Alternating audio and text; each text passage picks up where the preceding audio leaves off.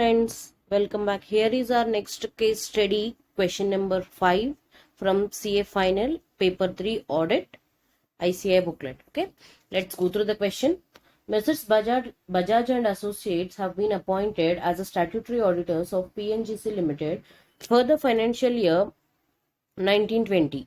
PNGC Limited is a listed company dealing in the manufacture of iron and steel bars, and it is among the top 1000 listed entities.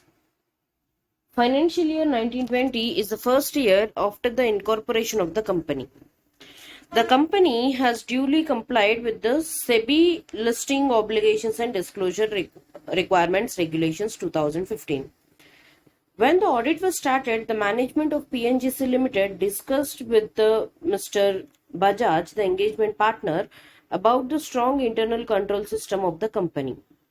The management discussed about the whistleblowing policy of the company, the HR policies, company code of conduct, and ethic policies. Mr. Bajaj was told that the audit team can rely on the information provided to them and the entity level controls without any second thought. The management advised the auditor not to waste time in checking the direct entity level controls and instead to concentrate on indirect entity level controls during the conduct of audit. Further, PNGC Limited has constituted its qualified audit committee and a risk management committee as per the relevant regulations. Since FY 1920 was the first year after incorporation of the company, the meetings of both the committees was held twice during the year based on the company's requirements, where all the company's important matters was discussed. So it is like audit committee and risk management committee has met 2 times in a year. Okay. But what was the actual compliance? Audit committee should meet 4 times a year and the risk management committee can meet 2 times a year. Okay. We'll go further. The board of directors of the company had their meeting 4 times in financial year 1920. Till the second meeting, the company had 5 directors and 2 more directors joined the company after the first meeting only. The statutory auditors considered its implications while certifying corporate governance as per SEBI regulations. The annual remuneration of one of the non-executive directors, Mr. Sushil, exceeds 10% of the total annual remuneration payable to all non-executive directors. The company, however, did not obtain the approval of the shareholders by special resolution. Think whether special resolution is required in this case or not. See, as per the SEBI regulations, special resolution is required only when if any one of the non-executive director is receiving 50% or more than 50% of the total remuneration paid to the all non-executive directors. I'll go through this point while going through the MCQ questions, and I'll even show you where the same has been discussed in ICAI study material. Okay. Also, the auditors found that one of the independent directors, Ms. Rupali, is already independent director in 7 other entities. Out of the 7 entities, equity shares of 4 entities are listed on stock exchange. Further, while conducting the audit, the auditor found that a management discussion and analysis report is a part of director's report. With respect to the non-financial information like industry structure and development, opportunities and threats, the auditor was asked by the management to verify those particulars and to comment on the same. Since FY 1920 is the first year after the incorporation of PNGC Limited, the company is in the process of exploring the market and venturing towards its expansion plans. The management will be approaching the banks for the purpose of raising funds for its projects. The management accordingly requested the auditor to mention in their audit report or the compliance certificate about the entity's future viability. Further, in one of the meetings of audit committee conducted during 1920, the internal control system and auditor's report of PNGC were discussed. So, audit committee has discussed the audit report. Okay. Mr. Bajaj was also present at the meeting and the audit committee was called for the comments of Mr. Bajaj, if any. Certain important decisions regarding the changes in the internal control system were duly taken by majority voting. See here, auditor has attended the meeting of audit committee wherein the audit report was discussed. Think whether auditor has a right to represent his own views or right to vote. So these 2 points you should think. Meanwhile, we'll go through the MCQ questions. Okay. The question is whether auditor has right to express his views on the audit opinion that was given in audit report, or whether he has a right to vote in the audit committee meeting. Okay, this is the question that I was putting to you. You need to think accordingly, and we'll discuss this point in the meantime. Okay, we'll go through the question. Based on the above facts, answer the following. What should be Mr. Bajaj's audit plan regarding the checking of direct entity level controls and indirect entity level controls after considering the management's advice? What he should do, he should check both the controls. That's it. What he will do. Okay, we'll go through the options and we'll finalize the one. Option A says Mr. Bajaj should check the indirect entity level controls in detail and he can skip the checking of direct entity level controls as the company has a strong internal system. No, he need to check both the controls. You cannot merely blindly rely on the management's internal control system.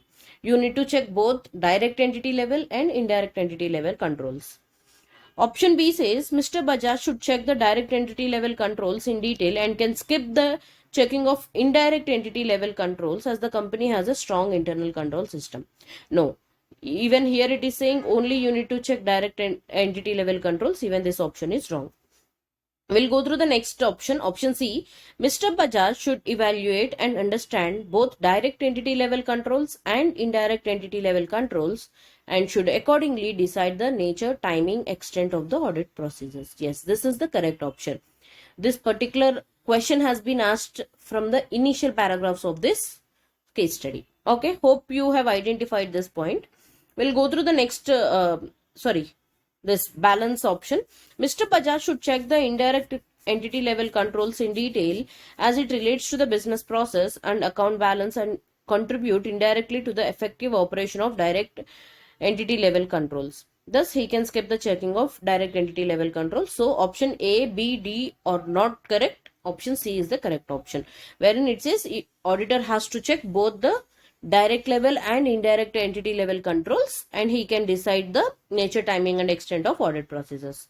We'll go to the next question, question number 5.2. Is the company justified in holding the meeting of audit committee and risk management committee twice in a year? We have already discussed this point while going through the case study. Audit committee has to meet 4 times a year and risk management committee should meet at least twice a year. Okay, we'll go through the options. Is the company justified? No, because audit committee meetings are also twice in a year. So option A is straight away wrong. We'll go to option B. It says no. Yes, the company is not justified in holding 2 meetings of both the committees of audit committee, as the audit committee should meet at least 4 times in a year and risk management committee can meet once in a year. No, it should also meet twice in a year. 2 meetings of risk management committee has to be there and 4 meetings of audit committee has to be there. So option B is also wrong. We'll go to option C. The company is not justified in holding 2 meetings of audit committee as an audit committee should meet at least 4 times in a year. However, the company can hold 2 meetings of risk management committee. Yes, this is the correct option. Option C is correct option. But still we'll go to the other option as well.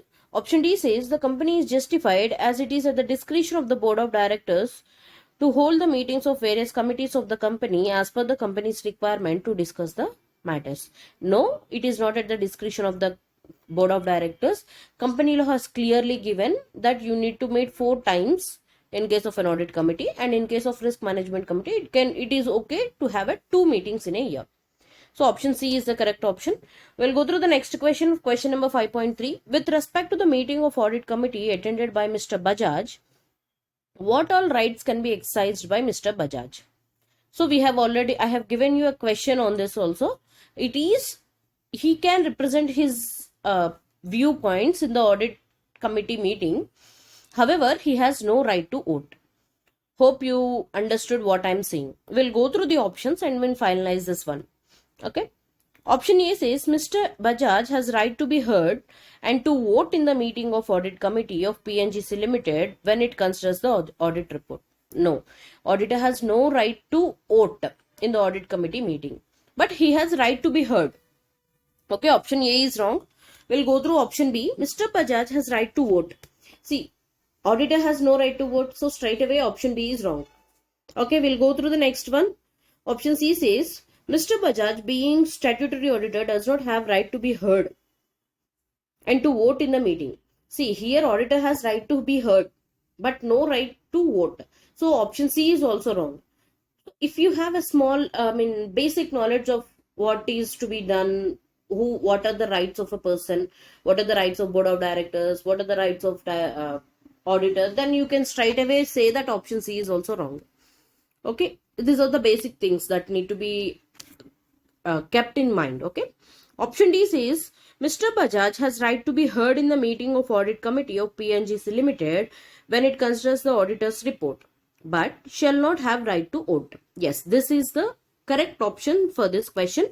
Option D is correct one. Okay.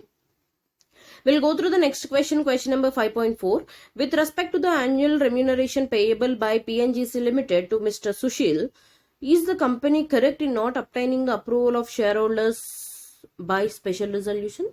Yes. The company is correct in not obtaining the approval of shareholders through special resolution, as this is not required only.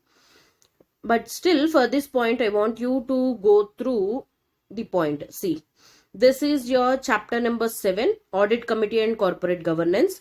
At page number 7.19, it was given under para 9.1, approval of remuneration of directors. If you go through 1, 2, 3, 4th line from bottom of the first paragraph. However, approval of shareholders by special resolution shall be obtained every year in case the annual remuneration payable to a single non-executive director exceeds 50% of the total annual remuneration to all non-executive directors, giving details of the remuneration thereof.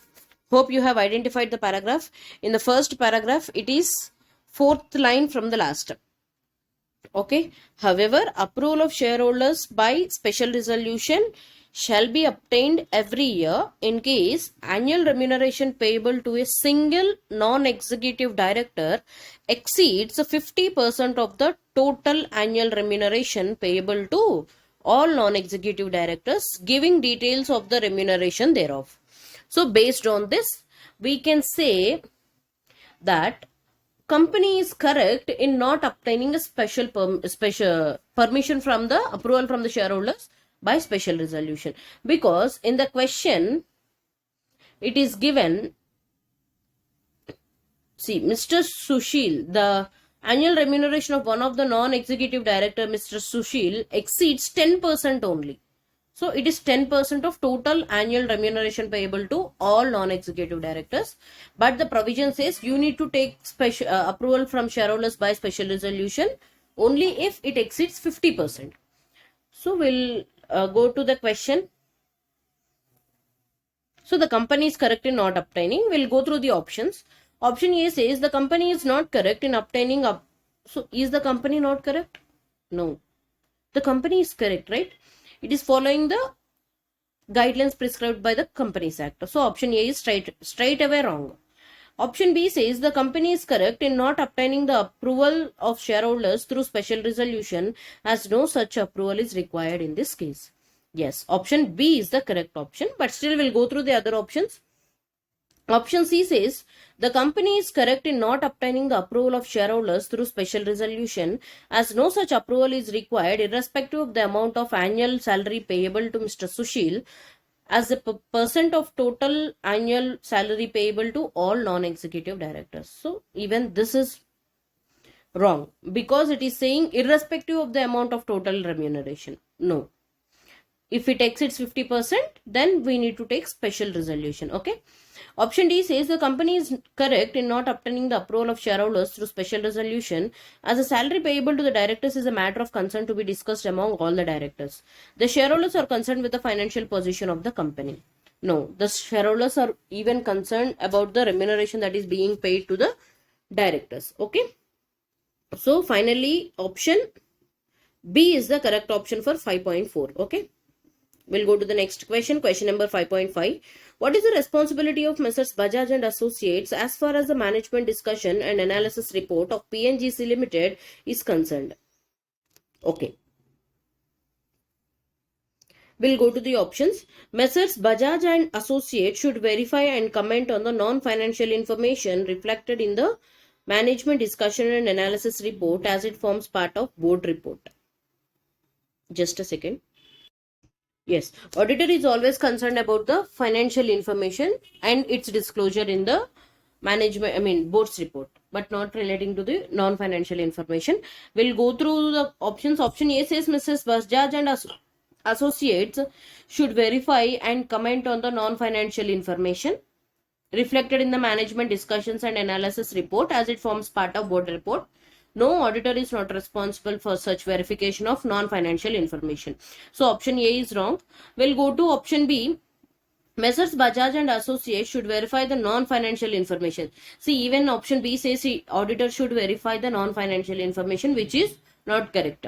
We'll go through the next option. Option C says Messrs. Bajaj and Associates is required to review the compliance with the disclosure requirement and need not verify the facts relating to the non-financial information reflected in the management discussion and analysis report. Yes, option C seems to be correct, but still we'll go to the other option and we'll finalize whether option C or D is the correct option. Okay, we'll go to option D. Messrs. Bajaj and Associates can verify and comment on the non-financial information. See, auditor is not required to verify non-financial information, and therefore option C is the final answer for this question. We'll go to the next one. Question number 5.6. What should Messrs. Bajaj and Associates do with respect to the management's request to the auditor regarding mentioning about company's future viability? Management is asking the auditor to comment on the company's future viability in its audit report or in the compliance certificates. Whether is that correct view of the management? No, because these are where the auditor expresses his opinion. Okay, we'll go through the options. It is not to the assurance. This is not an assurance certificate. Audit report is not an assurance certificate, and therefore he cannot include those things. Okay, we'll go through options. Option A says Messrs. Bajaj and Associates can mention about the company's future viability in its compliance certificate. Can he mention? No, he cannot mention. Okay, because it is not an assurance certificate that is being given. Okay, option B says Messrs. Bajaj and Associates can mention about the company's future viability in its audit report, as compliance certificate is not an assurance to the future viability. No, both the audit report and the compliance certificate are not the assurance certificates that are being given. Okay, even option B is wrong. I will go to option C. Messrs. Bajaj and Associates cannot mention about the company's future viability in its compliance report, compliance certificate, or the auditor's report, as both the documents are not an assurance as to the future viability of entity. Yes, this is the correct option. Okay, but still we'll go through the other option. Option D says Messrs. Bajaj and Associates can mention about the company's future viability in either its compliance report or the auditor's report. Even this option is wrong, because it is saying in any one of these things you can mention. So option C is the correct option. That's all with this question. We have completed case study number 5. If you find these videos helpful, please do like, share and subscribe. Yes, I had a question relating to question number 1.1 to be discussed, right? I'll go through it once.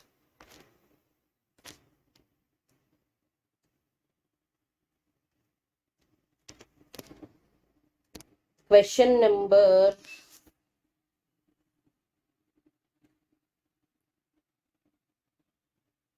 Yes, 1.1. See, the question is, based on the above data, advise as a tax auditor, how shall the purchase of plot at Sitarganj be dealt in tax audit report in form 3CD? We'll go to this paragraph of purchasing of plot at Sitarganj, okay? See, during the financial year 1920, the company has purchased a plot of land at Sitarganj having a stamp duty value of 31 lakhs at a consideration of 30 lakhs. The plot has been purchased from Mr. K, who is not the related party of Jinasom Limited. Okay. See, before answering this question, you just need to think. You have went to a shop wherein you are willing to purchase a pen.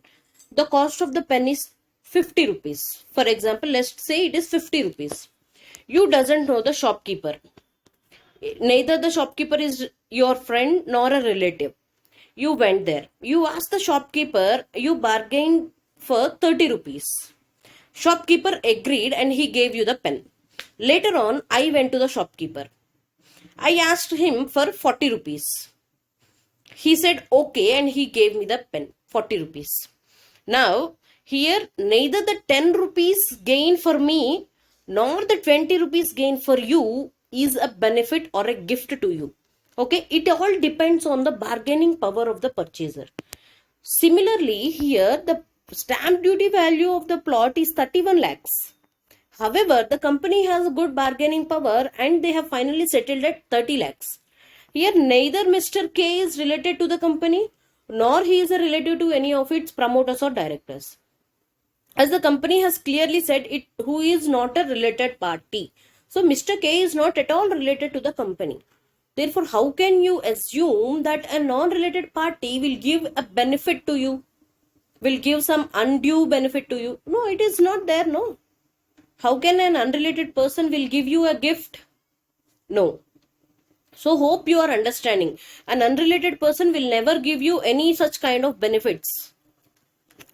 Okay, we'll go through the options. An amount of 1 lakh should be reported under clause 29. No, because there is no such gain. How will I report 1 lakh? No, even 1 lakh or 50,000 or 1 lakh, whatever, clause 29, 29B, 29B, whatever, option A, B, C are not at all relevant to the question. Because here Mr. K is a completely unrelated party. You will receive gifts only from your related party. You will receive some benefits only from your related party, but not from an unrelated party. Okay, hope you are understanding my question. My point. So option D, no reporting requirement will arise in form 3CD. That is the right option. So option D is the right option for 1.1. Hope I have answered your question. If still you have any doubt, please comment. I'll be happy to rediscuss the point. Okay, just remember just question yourself, how can an unrelated party whom you don't even know will give you some benefit? So just think of this point and answer this question. Hope I have answered your doubt properly. With this, we have completed even this doubt session also. We have completed 5 case studies till now. If you find these videos helpful, please do like, share and subscribe and hit the bell icon to get the latest updates. Thanks for watching. Please share with your friends and get them helped, okay, for revising quickly. That's all for today. Thanks for watching.